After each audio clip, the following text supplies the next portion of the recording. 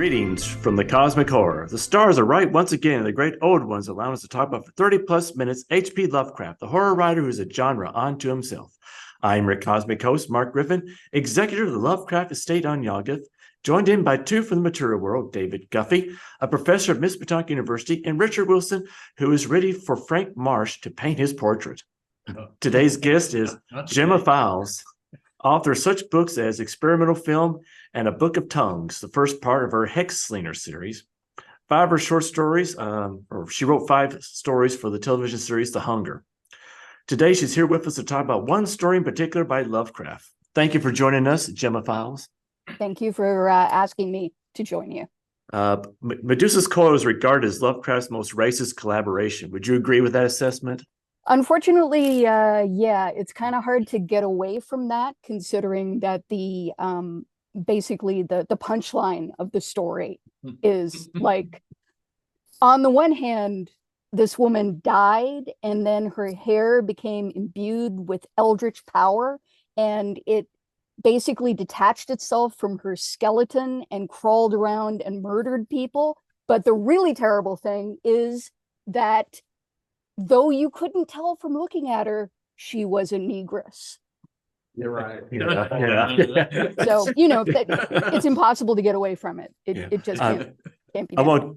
I won't talk about that ending later on, because but I was just like, just for a note of caution for listeners and all that, we will be talking about racism. So we will try to keep it civilized, but at the same time, we still may get banned from the state of Florida. And so how did you find out about the story? It's not what it's known. I read it. It took me a while to come to Lovecraft, which is kind of interesting. I mean, I'd read some Lovecraft when I was younger. I remember, for example, reading The Rats in the Walls and a couple of other things when I was in high school. But I managed to become a horror author without having actually read a lot of Lovecraft. And then I met St. Yoshi at I believe World Fantasy when it was in Toronto.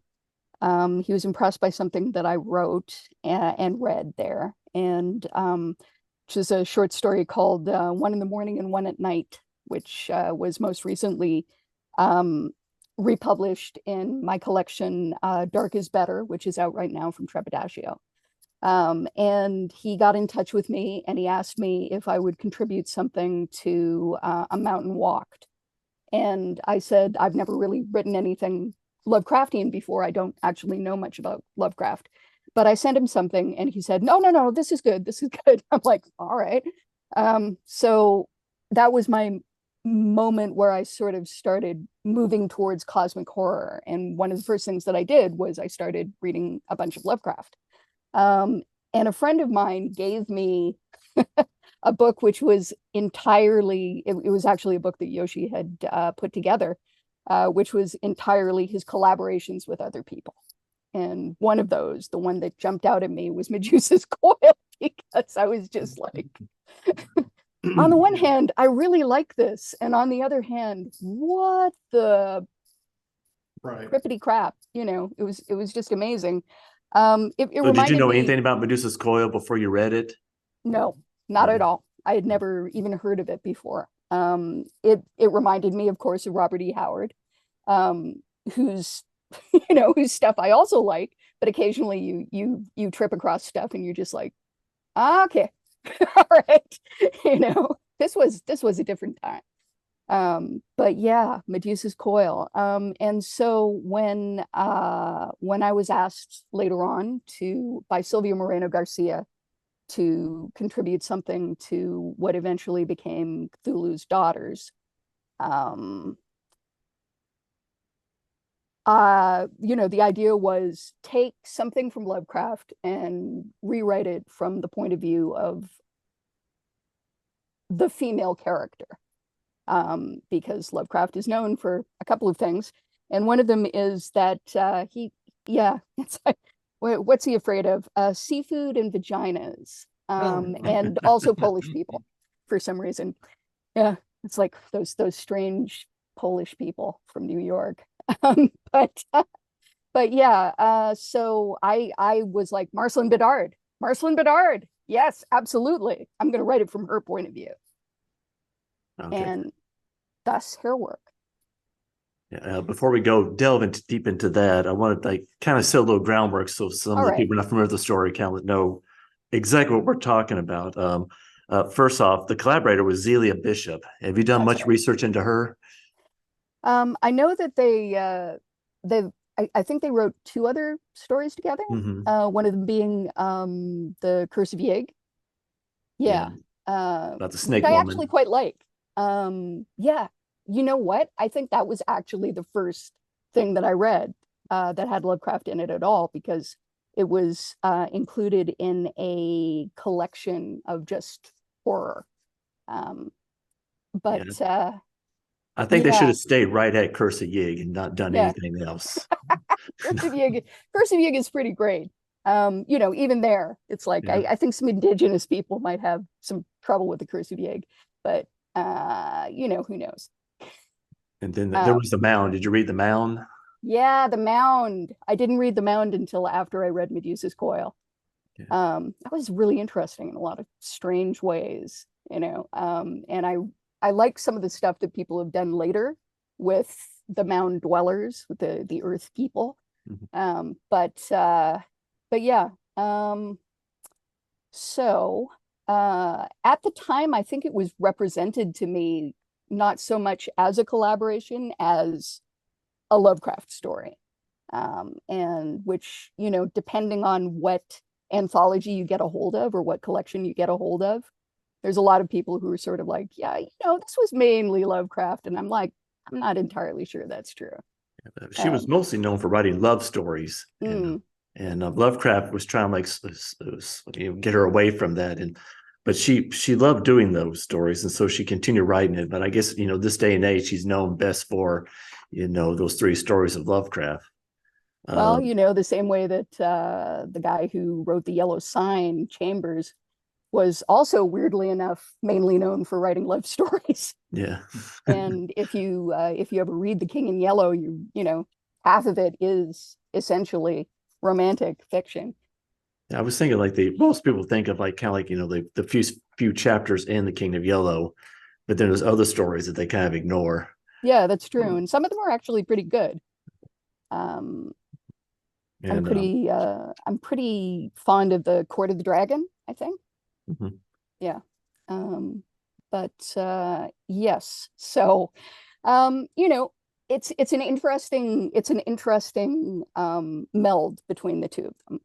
I think in a lot of ways, he's looking to introduce her to a different market and a different genre, and she's also interested in that, I'm sure. But you know, also I know that a lot of the collaborative work that he did was because he would get to know people through his correspondence and want to help them, um, because those friendships meant a lot to him. But also he needed money too, so Yeah, I think that they met. 6 to 1. They put a one ad in the paper, if I remember correctly, and she saw it and contacted them through that way. Yeah, that makes So, sense. and That makes a lot of sense. we'll need to go through some of the cast of characters for the Please. story. We have the unnamed narrator Hmm. who pops up, and I guess you could say that he's definitely a stranger to the area. It takes place in close to Cape Girardeau, Missouri, That's right. and then you have Antoine de Russy, Yeah. and who is kind of like I guess the father, and who seems to know an awful lot about Cthulhu for somebody who's just kind of like works lived on a southern plantation. Well, there's that old lady who lives in a shack on his property who keeps talking about old Mars Clulu.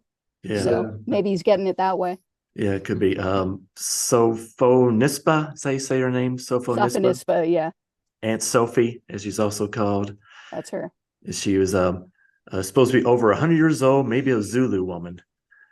And she literally kissed the ground when Marceline appeared. Mm, And Marceline being the woman in question that Antoine's son, Dennis, meets that's while he's right. in Paris. Yes, those decadent Parisians. Yeah. who just can't tell a lovely looking lady with ivory skin Yeah. from a uh, from a very down low red bone lady. Now, the from the notes about the story that she wanted Zelia Bishop wanted Marceline to be like a vampire or a lima, A lamia. lamia, Yeah. lamia. But I never got the impression that she was that. She struck me more as almost like being a priestess. Yeah, she's definitely, I mean, Antoine talks about how she was the leader of a cult. And yes, that she represents herself as a priestess. And he certainly seems to think that she's a bit of a um, more of an illusionist, like a person who's just implying that she has powers that she doesn't actually have. Boy, is he wrong. Either she has powers or her hair has powers. Could be. And then we have the last cast of it all, Frank Marsh, Yes. the best friend artist with a very suspicious surname. Mm.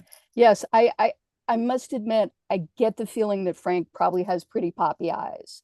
Yeah. Yeah. I found it odd that Lovecraft never made any, connection with with Marsh, for like, Innsmouth or anything like that. But you did in your story. You did make an Yes. allusion to it. Well, I mean, if a guy named whose surname is Marsh pops up in a Lovecraft story, then he's obviously related to the people of Johanna Flay. Yeah, he definitely comes from a different way. Yeah. And all that. So, can you give like a basic rundown of what the story was about? Okay, so basically, our nameless protagonist is going down the road. He ends up taking shelter at the Rossi plantation. In a weird way, it's sort of like a Lovecraft protagonist has found himself inside a Robert E. Howard story, because more than anything else, it reminds me a lot of oh my God, Pigeons from Hell, where it's just like, well, we wandered into this weird plantation and, there was a strange thing in there and yeah, what? So the plantation is basically, called Riverside. yeah, Riverside, that's right. And basically, he takes shelter with this guy.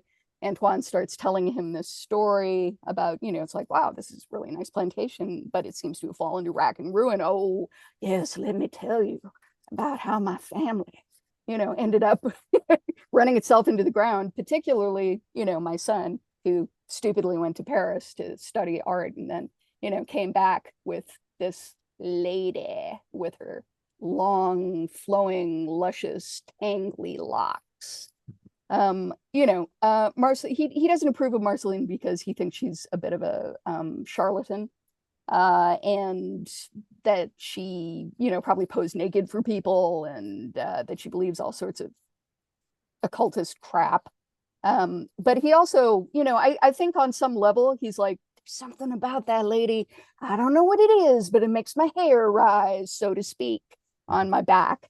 And then Frank Marsh, who is Dennis's friend, shows up and he's like obsessed with painting a portrait of Marceline. And Dennis becomes, yeah, he becomes under the impression that Frank and Marceline are probably having some kind of affair, which I don't think is true. I think Frank is just like worshiping Marceline essentially. But he's also worshiping her and he's channeling this eldritch impression of her. And at some point, Dennis walks in on him painting Marceline and just goes insane. He sees the painting and he's just like, what the hell? And, goes insane and he kills Marceline and kills Frank. And he didn't kill Frank, did he? I don't know whether he kills Frank. I thought He kills Frank. I thought Marceline killed Frank. Yeah, actually, Marcelin does kill Frank. You're right. Anyways, he kills Or Marcelin's Marcelin. hair, we should say. Marcelin's hair kills Frank, Yeah. and Marcelin's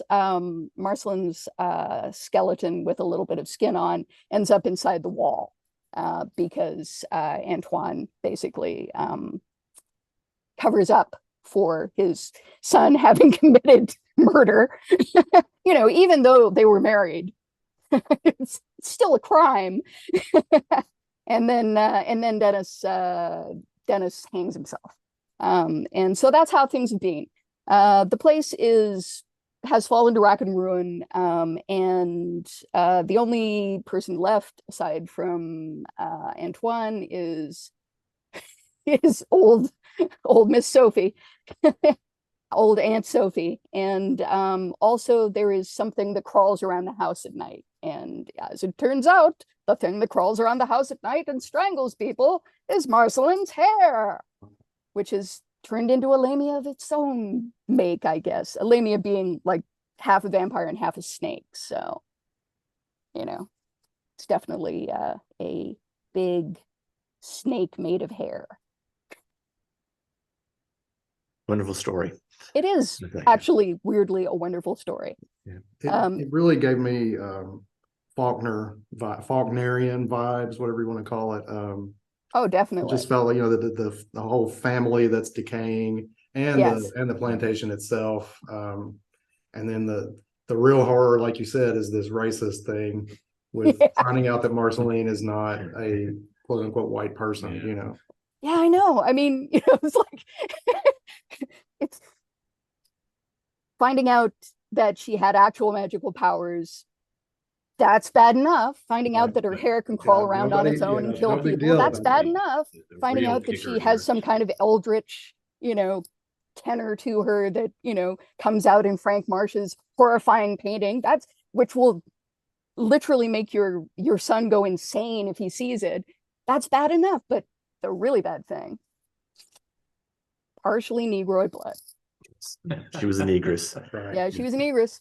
Now, did you ever read the when it got published in Weird Tales? They altered it just a little bit, and they've one part where they altered it with, like in the original version of the narrator pulls out an automatic and starts shooting 12 rounds of bullets, into the painting, and they changed it to where he had a revolver and shot 6.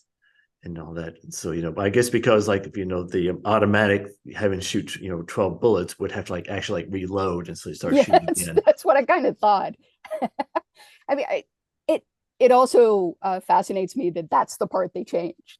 Yeah. Well, there's another part too. There's the ending of it too, as well. Yes. Yeah. Where the ending got changed, where Marceline was a lonesome bestial thing and her forebears had come from Africa. That's how they changed that. Yeah. Situation resolved. Okay. Yeah. Well. I'm not sure how they thought that was a better thing. August Derleth was the one who changed this. Mixed everything. Yeah, no, it's again 6 of one, half a dozen of the other, really. Right. So when it fell to me to try and revision this, there were a bunch of things that came swimming up to the top of my mind. The first one is that I'm actually very fond of decadent art, and the scene around the turn of the 20th century in Paris. And one of the things that I've always liked about that time period is that in the same way that during World War I, when African American soldiers came to Paris, they discovered a world of a little more cultural freedom. There was less of, I'm not saying that there wasn't racism, because obviously there was racism, but there was this real feeling that, if you had talent, that you could kind of write your way out, perform your way out. You could paint your way out of the strictures that you had, formerly felt that your life was doomed to kind of be enmeshed in. And the person that I thought of a lot when I thought of Marceline was Sarah Bernhardt, who was a really interesting figure. A lot of people don't really remember her anymore, but she was an actress. She was a director. She was a sculptor.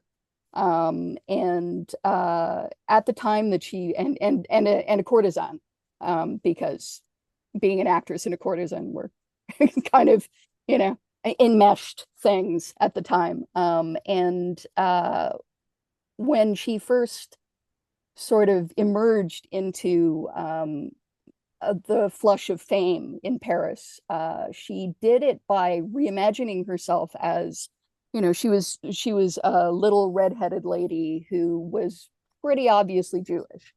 And she took all the things that that had previously been thought of as drawbacks about herself, and she brought them to the fore and refashioned them as kind of selling points. So it's like, yeah, you know, you look at me and you see, you know, a person who could be a vampire. You look at me and you see a person who could be, you know, a witch. You look at me and you see a person who could be a sorceress. Well, maybe I'm all of those things. You know, it's like, she wasn't buxom. She wasn't, you know, she didn't have the hourglass shape that a lot of people had, a lot of beautiful women had back then, you know. And so instead she was sort of like, you know, I'm going to sell myself on the basis of, you know, looking like I'm an insane somnambulist who sleeps in a coffin, you know. And she literally did sleep in a coffin. You know, she would have pictures taken of herself sleeping in a coffin and sell them to people. And I thought, yeah, this is a perfect person for me to fashion a new version of Marceline around. And so I, you know, Marceline's title in the story as part of the cult is Tanit Isis. And I'm like, okay, so she's, you know, she's come to Paris and she's reimagined herself as, you know, like half Egyptian and half Sumerian. And, you know, it's like, perhaps, you know, my magic reaches backwards to Africa, but, you know, that the time in Africa where, you know, being African and being Egyptian were kind of like the same thing, you know. So I, you know, so and the idea of like the idea of having a wig, because one of the biggest things that I was thinking about, you know, if Marceline is a African American person living on the down low, then one of the biggest things that she probably worries about is hair, you know, because of the whole thing of good hair and bad hair, right? You know, often, you know, Antoine talks a lot about how her hair is so, you know, it's so long and beautiful, but it has this weird kind of vitality to it, which I think has to do with curliness. You know, it's like it's so curly that it's almost kind of so curly that it's almost too curly. You know, it's you know, and I was thinking about that whole thing of like conking your hair and straightening your hair and using lye on your hair, and you know, which I first ran across when I saw Spike Lee's Malcolm X. Malcolm, yeah. Yeah, like the early days of Malcolm, when he was a zoot suited, you know, semi gangster, and he was conking his hair all the time. He was a guy with red hair. You know, they called him Red back then. You know, an absolutely gorgeous, handsome man. You know, but he was, you know, he was thinking of that as his Achilles heel, as his, you know, it's like, oh, I got to do something about this hair, you know. And so I thought of it like that, and I thought, well, the easiest thing that you could do would be to go, you know, full wig. You know, you have your hair and then you have this wig. And then I thought also, in Jewish tradition, some Jewish tradition, you have, if you're an extremely hardcore Jewish lady, sometimes you wear a wig over your hair. And I thought it would be really interesting if you had this wig that the reason that the hair could, you know, like lift itself off your head and go roaming around is that the hair itself is a wig. It's not attached to your head. and that it could be a wig that was made of hair going back to the time of Isis, going back to the time of Tenet, that it was like literally a magical relic. And these were all things that, came together in my mind as I was preparing to write hair work.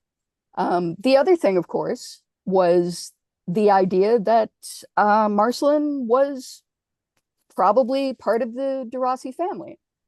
That, I mean, not in a way that Antoine would ever admit to, but the idea that, this is why Aunt Sophie recognizes her.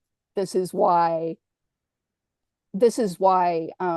it's important to her to marry Dennis in the first place, not just because she's a charlatan and she thinks he has money, and she gets a kick out of having the Southern dude marry her, even though she is a down low negress, but because it's actually part of a plan, and the plan is that her grandmother, her mother, like her grandmother was probably impregnated by Antoine's father. Her mother was probably one of Antoine's siblings, unacknowledged siblings, and she is quite probably Antoine's daughter, and therefore Dennis is her half brother. And she's like, this is what I'm going to do. It's like my mother made it away from the plantation, made it to Paris. I have remade myself into this woman of power and influence, and taken the magic that is inherent to me. And now I'm going to punish the bad half of my blood, the real bad half of my blood, which is not the African half. It's the white half. It's the de Rossis. So did you feel that I guess like the marriage would like bring about the downfall of Yep. the plantation? Oh yeah, that the marriage would be part of, so I'm just going to run him into the ground. I'm going to run him into the ground. I'm going to run the plantation into the ground. I'm going to, it's like my curse will fall upon you, cried the Lady of Shalott.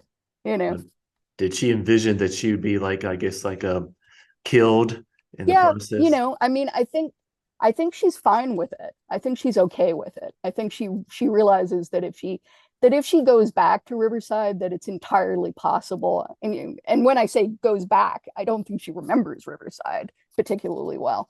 But that if she goes to Riverside, it's entirely possible that she will become a sacrifice to this spell that she's trying to complete. And you intercut the story of I guess like takes place in modern times. The people like I guess like visiting Riverside, Yeah, that's right. There's a French lady who has become obsessed with Marcelin, and wants to find out essentially what happened to her, and particularly also is obsessed with Frank Marsh's painting.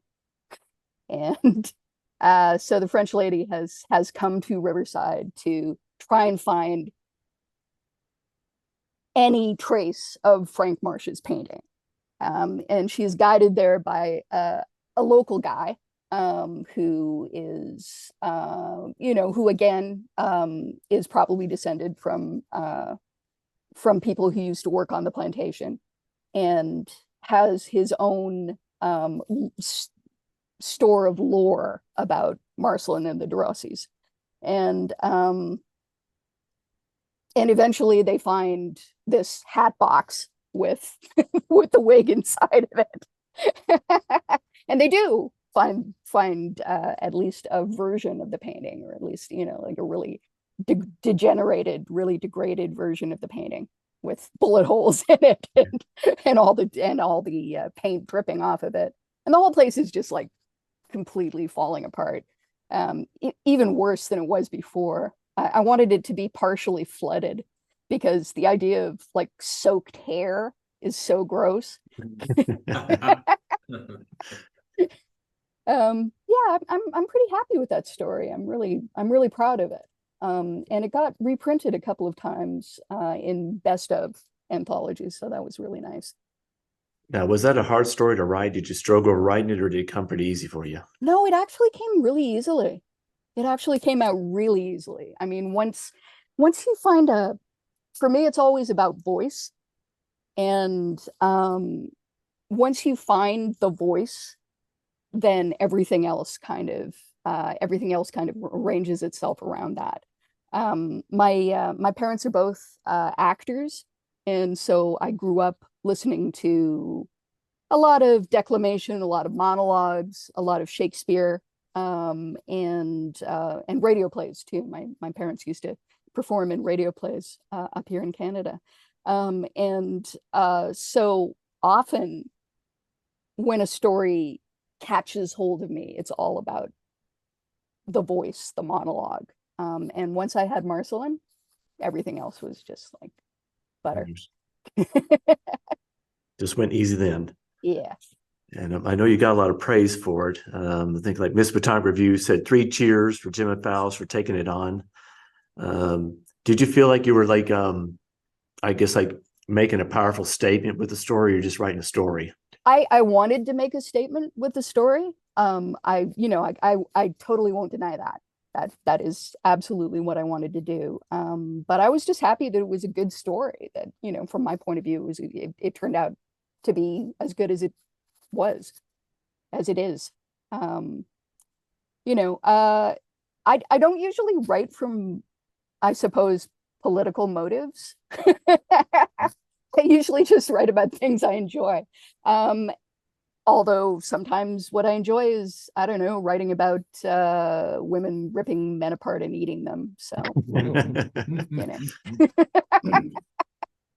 Moving on. No. Yes. Yeah. There are not many letters between Zelia Bishop and Lovecraft over Medusa's coil. A lot of them are missing.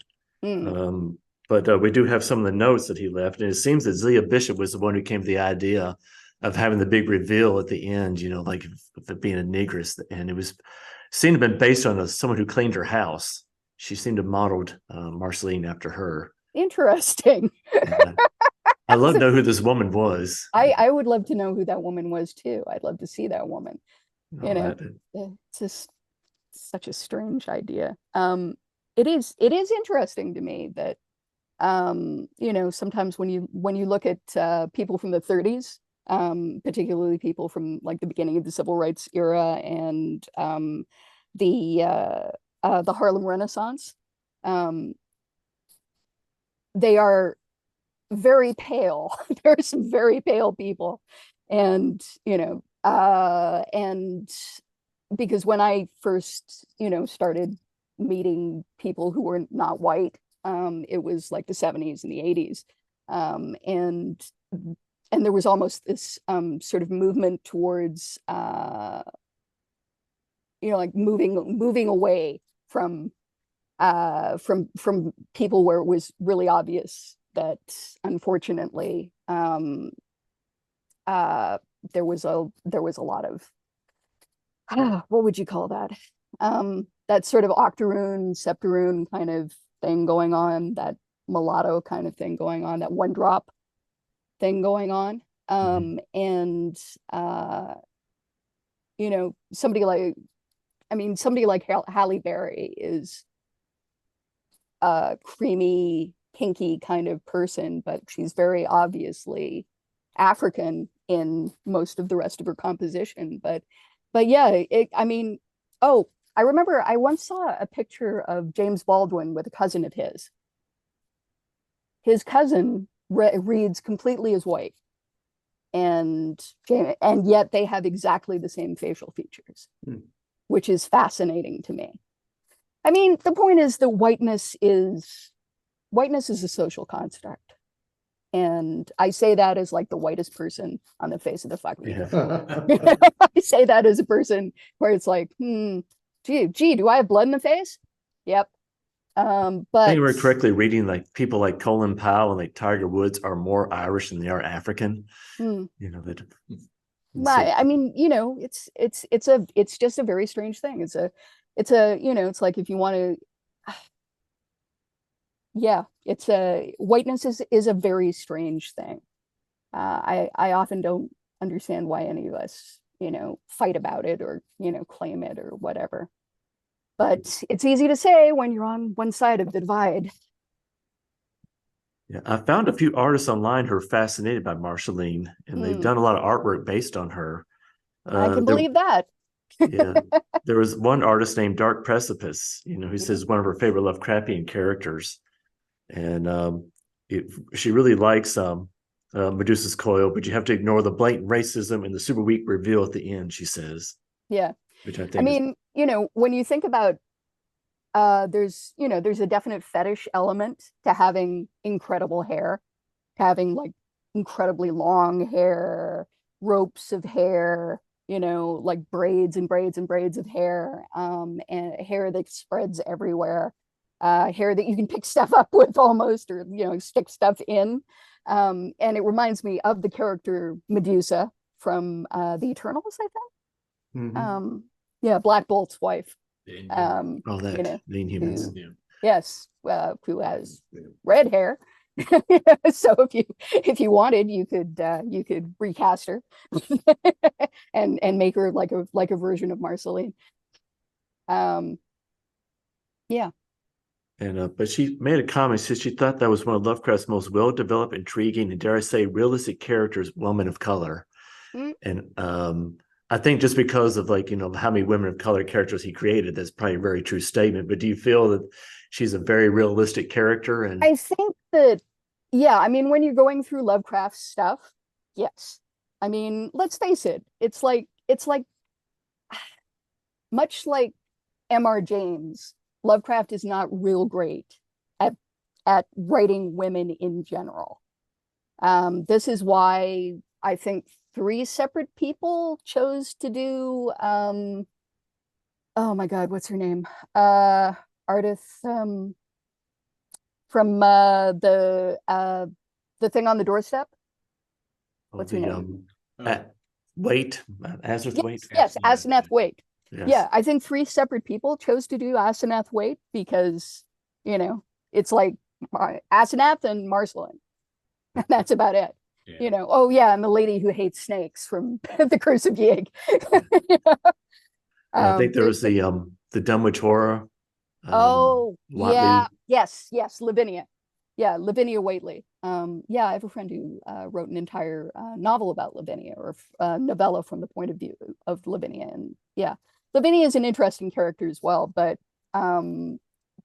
they're very sidelong interesting.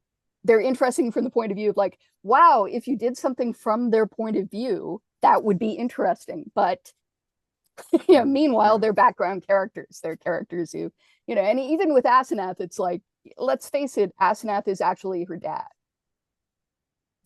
Yeah, that's always kind of very problematic for a lot of people. It's like, Yes. do you really count her as a female? And what do you, was Lovecraft going being transgender before transgender was so vogue?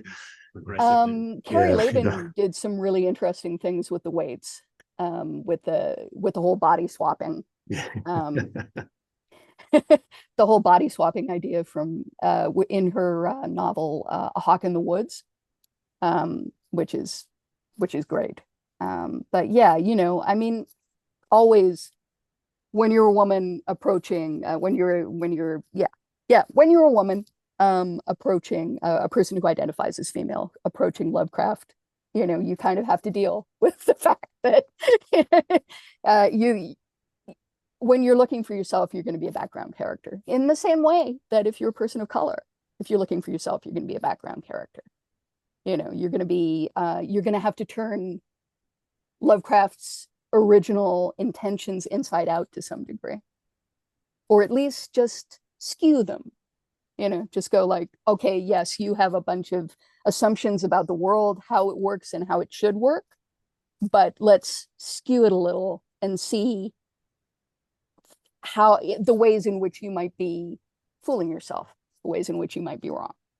Now, is that a challenge to do that, or is that like a source of inspiration? It's a source of inspiration and it's a challenge. I mean, cosmic horror is one of the most overwhelmingly human forms of horror that I can think of. because essentially it boils down to existentialism. It boils down to existential dread, right? And all of us are afraid of that. Everyone's afraid of that, you know. Everyone's afraid of being reduced to this tiny little screaming thing against this vast emptiness. You know, everyone's afraid of your body turning against you. Everyone's afraid of going out like a candle. Everyone's afraid of, you know, all the stuff that is most integral to cosmic horror. And so really, that's the thing that we deal with when we deal with Lovecraft over and over and over again. You know, Lovecraft appears to be so narrow, but he's actually so wide. His view of his own horror is narrow, but the horror itself, gigantic, all encompassing. So basically, you feel that he created a world that allows everybody to come in, even though he may have just focused on certain aspects of it. Yeah, absolutely. I know a lot of people, a lot of queer people, and a lot of people who are, you know, for example, neuroatypical. I myself, my son is on the autism spectrum. He has a diagnosis. I do not have a diagnosis, but I'm pretty sure that I am on the autism spectrum as well.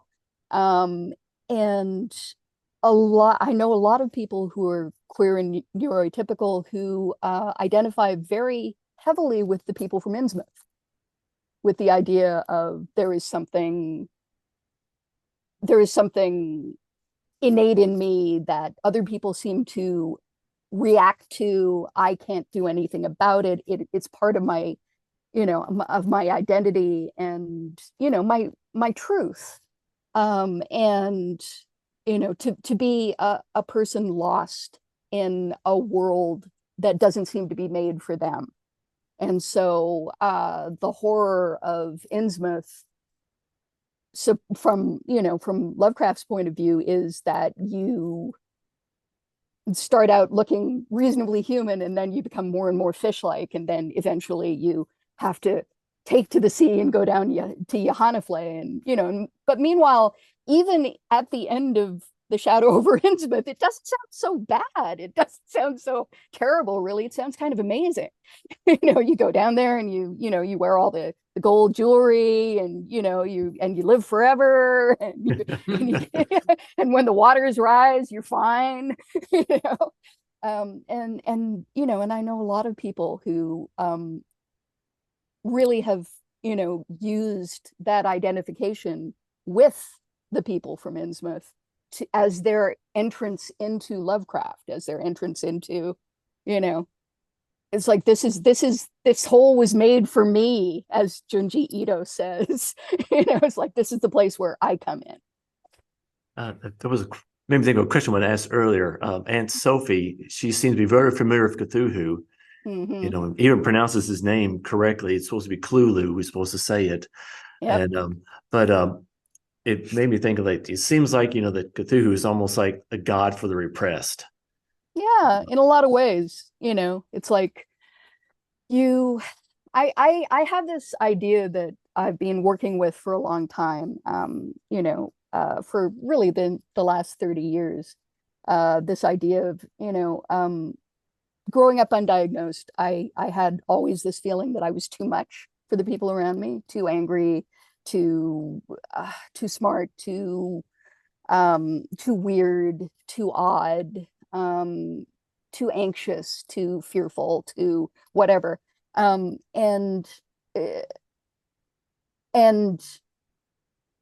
when you feel like that, you feel like you're a monster. You feel like there's something monstrous about you. And the older I got, the more I felt like, well, perhaps my monstrosity is not something to be ashamed of. Perhaps it is something to be proud of. This idea of monster pride, you know, which I think first came out in the mouth of a character I made up called Alifar Chatwin, who's a holler witch, a cat. It's like monster pride, pretty much my is pretty much my main idea. It's like you are who you are, and there's no point in being in being unhappy with yourself for being who you are.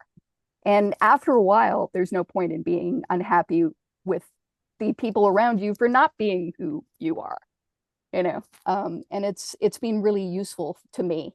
And I think that, yes, the god of the repressed, the god of the monstrous, the god of the,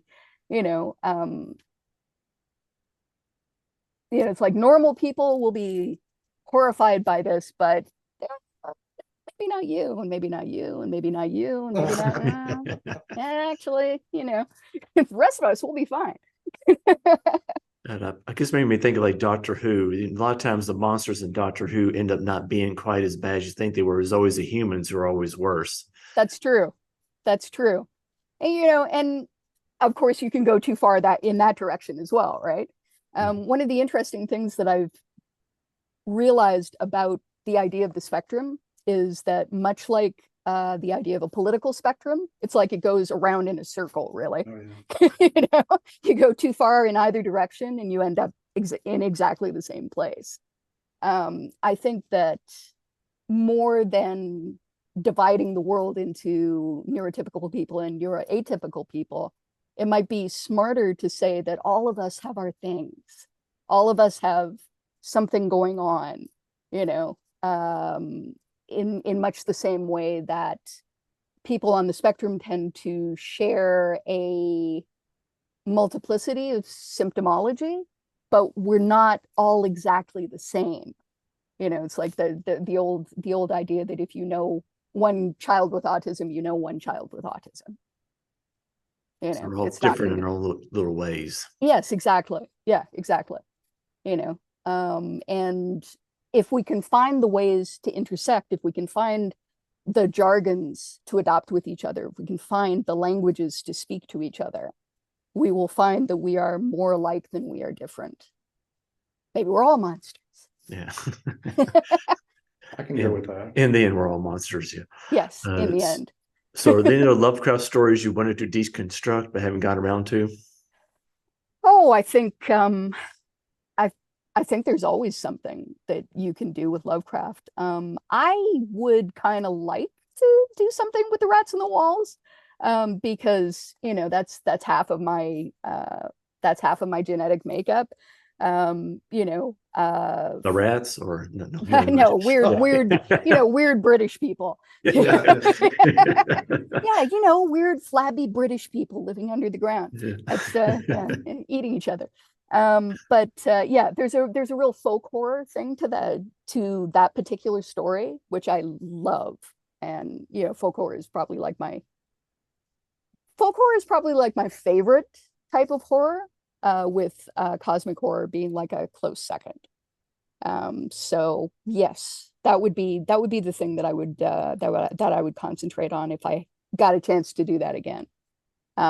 But more than anything, the times that I've done stuff designed for an anthology that takes its inspiration from Lovecraft, I just tend to think about it in the same way that Ellen Datlow thinks about it, which is its themes, not language. It's it's not so much take the mythology and run with it. It's more like take the ideas lurking underneath the mythology and run with them. That always seems to work out really well.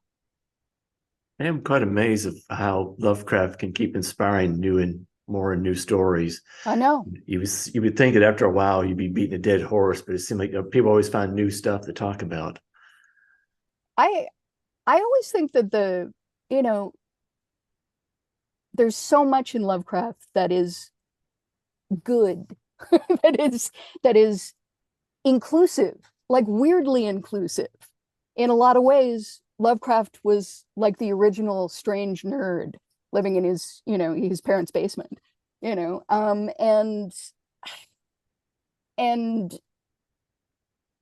I know that most of the horror writers that I know kind of think of themselves in the same way. And you go in one direction, you get Hellboy. You know, you go in another direction, you get a whole bunch of other stuff. But yeah, there's like a model that's inherent in Lovecraft that just is capable of appealing to everyone. If we just drop the difficulty that we have with Lovecraft himself.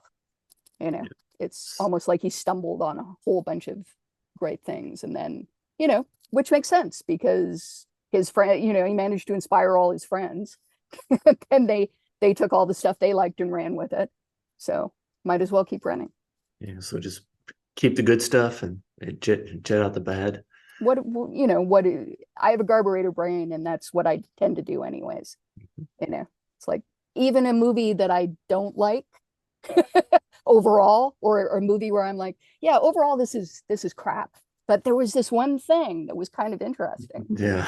and this one thing that was kind of interesting is the way that I think about so many things. It's like, what's this? Oh, it's a little mold spore. Little I can grow a mushroom from this. I can stick it in my brain until it starts to itch, and then I can understand. There's like this really bad movie. There's like this one scene that's like so great. Yes. Yeah, and it suggests a whole other film. I used to be a film critic, and one of the things that always amazed me about fellow critics was that they would often fall into this weird thing of not looking at the movie for what it was, but rather looking at the movie from the point of view of what it wasn't. I was one of the only people in Toronto who actually liked genre films. So often I would walk out of screenings and, someone from like the Globe and Mail or the Toronto Star would turn to me and go, "Did you like that?" I'd be like, "Did you like that?" Right. I guess you didn't. But it's like, you knew what it was when you came in, man. It's like, it's like my mom complaining about Bag of Bones turning into a stupid fucking ghost story. It's like, I really liked most of it, and then it turned into a stupid fucking ghost story. Yeah. It's like, dude, it was a Stephen King book. You knew it. You saw his name. What did you think was going to happen? Well, anyway, the phrase for this episode comes from Medusa's Coil. There was a very curious phrase that was used to describe Marceline. Yeah. It was called the left-handed daughter of Marquise de Chamoux. Do you have any idea what that means? The left-handed daughter would be like the bastard daughter of the Marquise de Chamoux. Now, I'm thinking that the Marquise de Chamoux is like some guy she made up. It's like, I am actually an aristocrat. I have aristocratic blood, but it comes from the left hand of the bed, the left side of the bed, I had posted the question on the Lovecraft Eternal Facebook page, and I got an answer from one person that I would, David Gordsward, who is the author of Lovecraft and Merrimack Valley. And I'm not sure what to make of his answer, but because he's kind of considered a little bit of authority on Lovecraft, I'm taking a little bit more seriously than others. But he says it's one of Lovecraft's most obscure inside jokes. I can totally believe that. It has connection to the Talmudic lore in saying that talking about it wasn't Satan who caused the fall of Adam and Eve, but instead of an archangel named Samael. Samael, yeah. Samael. Yeah, I keep mispronouncing it. There's in a lot of Jewish mythology, the original name of Lucifer or Satan, rather, the Satan is Samael. Yeah, but like in the stories, Satan took the form of a snake, but Samael, how you want to say it, rode a snake like a camel. And it comes from that name for it's like a Shamu. Let me make sure I'm pronouncing it right. Shamu is like a word for camel. Okay. And so basically it's a reference to him. and basically saying that, he's an illegitimate daughter of basically Satan, Okay, all right. That's interesting. Payman is also supposed to ride a camel, which is a strange thing. Maybe demons just ride camels a lot because it's hot in hell. And I guess we should explain one thing about, like, the snake walking like a camel, before the fall of man. Oh and yeah, woman, with back when snakes had the legs. snake could walk, before it was cursed to slither. So, that's one of the weirdest things in terms of snake mythology that I ever tripped across was the idea that if you throw a snake into the fire, it will grow legs and walk away. No, if you throw a snake into the fire, its cloaca will pop open and its penis will fall out, and then the snake will die. Okay. So It's it doesn't not- walk out at all then. Not legs. Yeah. It's not even one leg. Yeah. Just going back, just thought of, like, with the snake being like a camel one time, Yeah. with Medusa's coil, with the snake hair, Yeah. maybe that's where her power came from, Oh yeah, her humps. Yes. Her lovely lady lumps. Yes. Maybe. Yes. I don't know. Wow. Yeah, well, We're I never thought I have a Black Eyed We Peas got all reference in sorts here. got all sorts of little avenues here. While we're getting prepared for this, like, this episode, the guys watched a few of the episodes that you had wrote stories for The Hunger.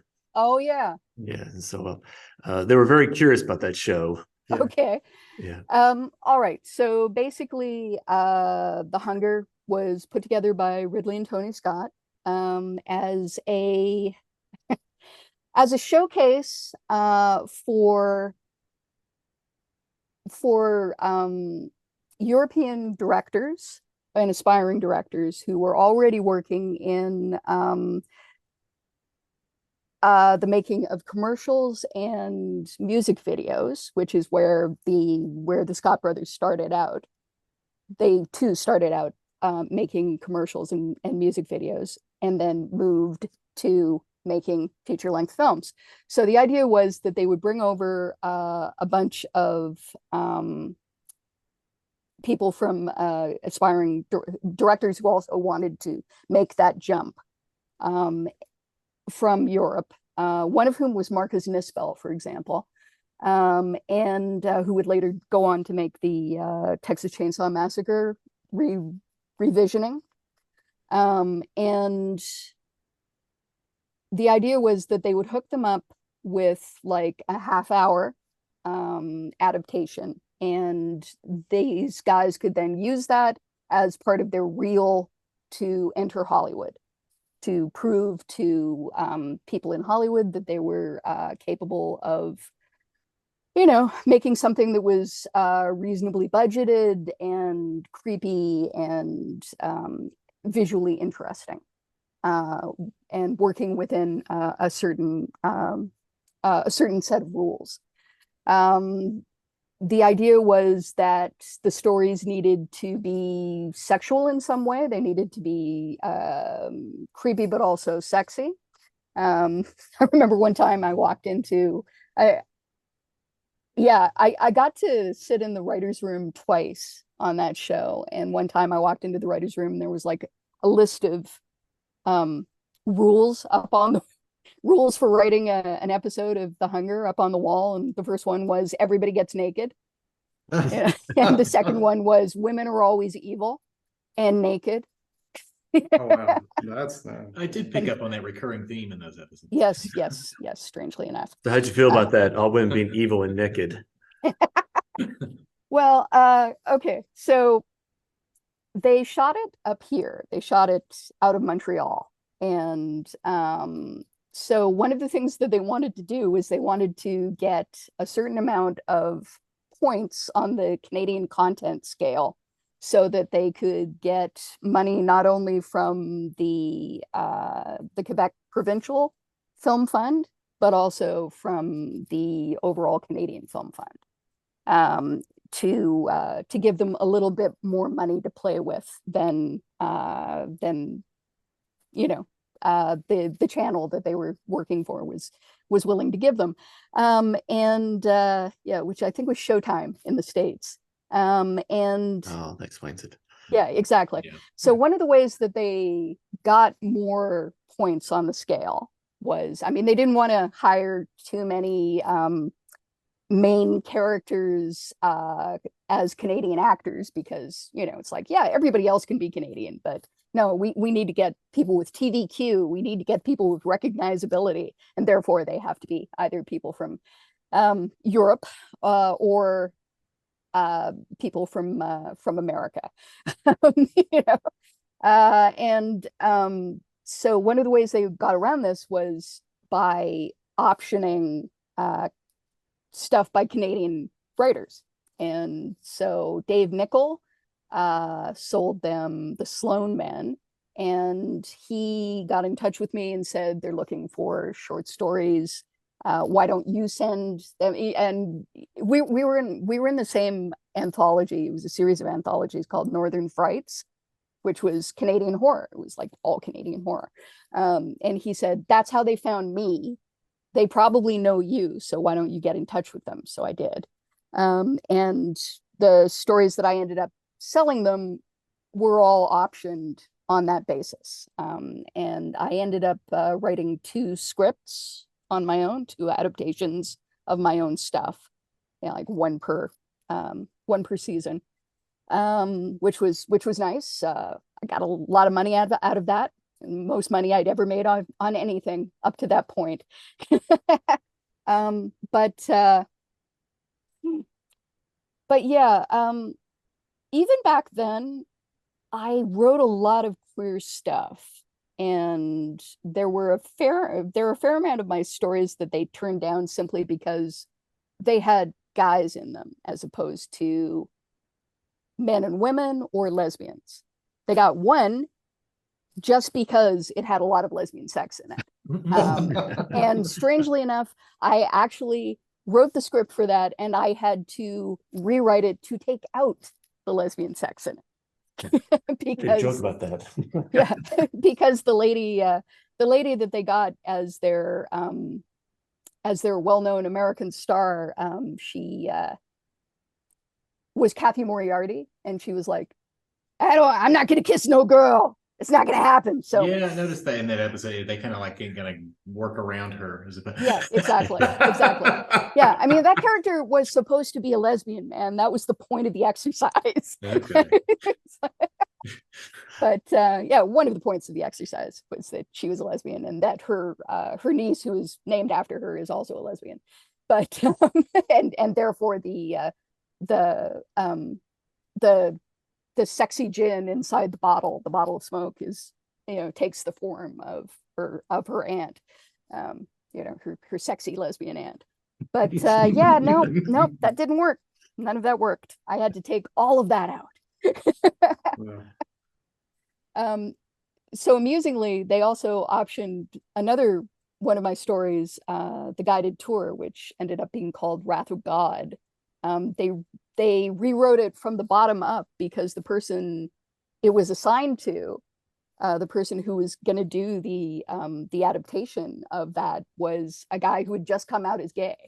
And he was like, yeah, I was kind of hoping I could do like a gay romance kind of thing. And they were like, yeah, no, that's no. So they had to rewrite it completely so that there's this, you know, it's like, man, I could have sold you something that had gay people right in the middle of it, but no. Anyway, so it was an interesting experience. Taught me a lot about Hollywood. And it also taught me a lot about what we call runaway production here in Canada, which is where people come up to Canada and they make movies and TV shows and what have you. And they use the system, but they don't really give back to the system all that much. I know a lot of the TV shows that are being made in Canada, and they would say they're like, you know, takes place in Seattle or something like that. Yeah, exactly. Or Chicago. I remember one time I came out the side of the building that I was living in, which is down in downtown Toronto, and suddenly the side street that I usually came out onto had turned into New Orleans. I was like, what the fuck is this? Guy's like, oh yeah, we're shooting a movie called Sinkhole. It's just like about a sinkhole, opening up in downtown New Orleans. Oh wow. Yeah. Interesting. Mm-hmm. No, that must have been really wild. Like, like be living like where a movies being made in your whole like little area that gets transformed and changed. It's a fascinating thing. I mean, I've often said that when I watch old Cronenberg movies, it reminds me of my childhood because I recognize everybody who's in them, and I recognize all the places where they're being shot. Oh yeah, and also the fact that There was a lot of body horror Michael in your childhood. Ironside came to my house once and changed my fuses. But yeah, my mom was out taking a class with other actors, and all the fuses went blue in our house. And I phoned her up and I was like, the lights have all gone off and I'm so scared. And she's like, oh yeah, okay, all right, well I'll come home as fast as I can. I think probably the guy that I'm doing scenes with, my scene partner, he'll be able to get there faster. So about 15 minutes later, there's a knock at the door, and I look out through the hole, and there's Michael Ironside. He's like, "Hi, my name's Mike. I was doing scenes with your mom. It's like, I'm here to change your fuses." I'm like, oh my God, Daryl Revick's at my door. It was interesting. But yeah, it's like that's what being a Canadian is like. You live in the shadow of American culture. And it was certainly useful when I started to teach Canadian film history. Although I had to tell people things that they didn't know, and they didn't want to know about the Canadian film industry. I think it's a weird bragging right. You can say Michael Ironside came to your house to change the fuse. It's true. There's something. But it was good. All right. Anyway. You want to promote anything you've been working on lately? Yes. So I have 2 collections of short fiction that came out this year. Last year I won the Bram Stoker Award for a collection called In That Endlessness Our End, which came out the year before, from Grimscribe Press. And this year, this book, Blood from the Air, is also coming out from Grimscribe. It's going to be out in October. I like the art. That's I like the cover. Cool cover. Yeah, thank you. And I also have a collection called Dark is Better, which is out right now from Trepidatio. And they break down as usual into Dark is Better is more sort of urban contemporary horror, and Blood from the Air is more fantastical horror, often set in different time periods. But one way or the other, get both those books, you'll know a lot about me. You'll know a lot about what I like. All right. Is Michael Ironside mentioned any of them? No, I don't believe I mentioned Michael Ironside. No, Okay. Anyway, well, thank you for coming aboard. And thank you very much. I had a lot of fun talking to you guys. Yeah, well, I hope I wasn't too. It's been a pleasure. All right. Well, before we leave, David, you want to talk about Lovecraft Pod? Lovecraft Pod, that's our website, lovecraftpod.com. Nice. And that's where I guess all the magic happens. I don't know. Didn't you say you want to promote it more and all that? Sure. Well, I want to promote the podcast. If you're out there listening to us and you would want to give us a like or a review or some ratings on Apple Podcast or iTunes, that would really help us out a lot. And you've been doing some TikToks too, as well. I have done some TikToks to promote the show and the website. So, and I'm going to have one with you on it as a promo for this episode. Thank you for the picture, by the way. I appreciate it. Oh, no problem. And before we go, you got a comic book show coming up. Comic book show coming up. Borderlands Comic Book Show, September 30th. Nice. Free admission. Just everyone. Where is it going to be?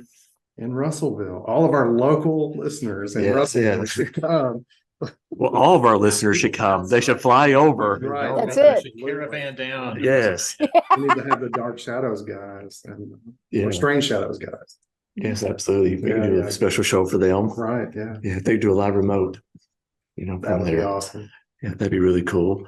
And free admission. Free admission There's a costume contest for kids. for kids. I haven't put a age limit on it yet, but I'm thinking kids. And I think you've got some, who are some of the vendors going to be there? Oh wow, yeah, we've got Sam Payne, who's an artist from, I think he's actually from Georgia, is he? I don't know where he's Okay, from. he's more of a pinup artist, but he's done some covers for some of the Archie comics like Betty and Veronica, things like that. Who else is going to be there? The Secret Base, one of our friends, Kurt, and his wife will be there with all of theirs. Who's been pop on our culture. show before with Keep Oh. Hopkinsville Weird. All of their pop culture swag will be there with them. Yeah, Will the game guy be there? Eric. Yes. No, I haven't heard from him yet. I should ask him, Mhm.